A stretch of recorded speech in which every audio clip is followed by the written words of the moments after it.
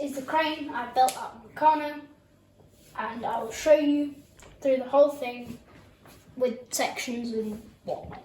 So here is the crane arm, as you can see. It doesn't have any winching thing on it yet, but that's still in the making. It will have things to help it not fall over when turned out this way. But the first thing we got is we can make it lower and higher by, as you see, these nuts. I'm screwing with my fingers. What I'm gonna do is, once I'm taking this off, put it just there, take this one off. It's a bit wonky actually, that's not good, we'll have to tighten that.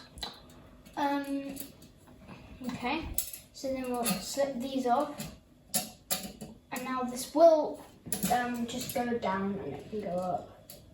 So let's put this higher. It can go quite high, it can even go that way, kind of. I'm gonna just put it in this hole, if I can. Can I? Yeah, I can. Okay, let's do the same on the other side. So we need these on so that doesn't happen. And they're hard to put on apparently. You don't need to go very far. Don't need to be tight.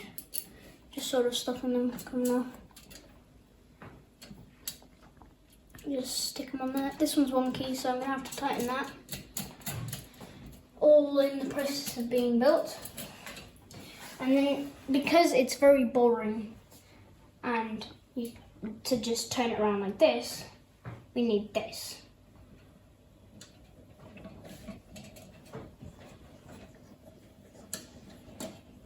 Now I'm going to explain how that will work. So I'm going to lift it up. You can see, I don't know how well you can see, but underneath there you have a worm gear attached to this rod, which goes through, attached to another gear, which goes through a shaft up here and into the crane base, which swivels around the whole entire thing. Work the mechanism again. Nice. How's that? Awesome. So that's pretty much it. Pretty cool. What's the next stage? The next stage will probably be attaching something to stabilise it and also raise it. Because right now this is hitting the floor. So that's not very good. And What happened to the wheels that you had on it before? well, I wanted to make this, so I nicked them, but What's this? I'm sure you've sent him another video of this. Well, let's do this one too while we're here. Okay, so this is a clockwork motor, all Meccano. So it's got the chain to the back wheels, and I'll show you this in action, but I need the winding key. I'll be right back. Oh, here it is. Right, so you got to hold on the brake to tighten it. You got to actually push it on quite far, because if you do that, that'll turn still. Got to hold it on. Sounds like you're trying to start a very old engine. But you can tighten that really however much you want. And then just looking over at this. It's got this is in neutral right now, so that's not going to do anything. But if I lift this off the ground and put it in drive, it turns the wheels and it's got reverse.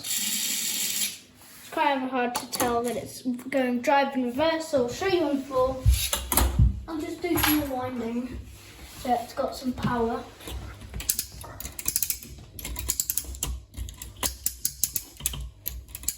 Should make a place on the front here where you can put the key, but I haven't done that yet. So you can do a sort of launch control to start, where you kind of rev the engine and put it in drive.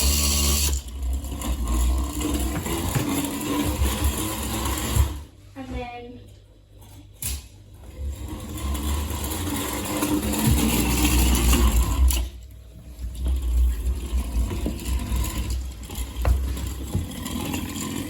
watching all the gears work. Was this your first design? My first design. Well, I had a few designs for the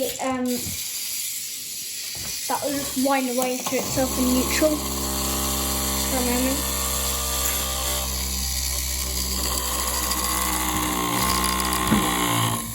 Come on.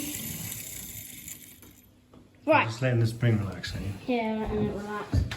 So this doesn't, it looks like it does lots more stuff, but actually it does nothing until here, when it just does a brake, and then reverse, neutral, drive. Wait, is that? So I was just asking you about the previous design iteration. Yeah, What was the design and what flaw did you find? So I started out by just, without the wheels or anything on, we just had these two beams that were going like along here and back, and then we had these two brackets holding it together. Mm-hmm. And then I put on the wheels, which was pretty straightforward. I had sort of, it's kind of like a gear, but instead of a gear, it just had a groove all the way around. Like Yep. you could put an elastic band inside it, like to use that as the belt. Mm-hmm. And with the band, it was just slipping and it wasn't the best. So I went back to gears and. But it did actually. It crept along a tiny bit. Yeah. What was the difference in size? So I needed a bigger one of these. Right. For So the what gear size was the ratio. pulley? So I needed the gear ratio to actually have enough torque to even move the wheels to drive, because it was not really working, because this is pretty hefty and heavy because of this.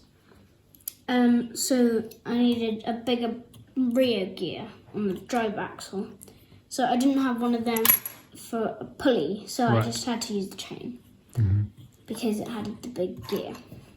Good. And then I attached that on pretty straightforward with that bracket and that bracket. And that's pretty much it. So, yeah. Thanks.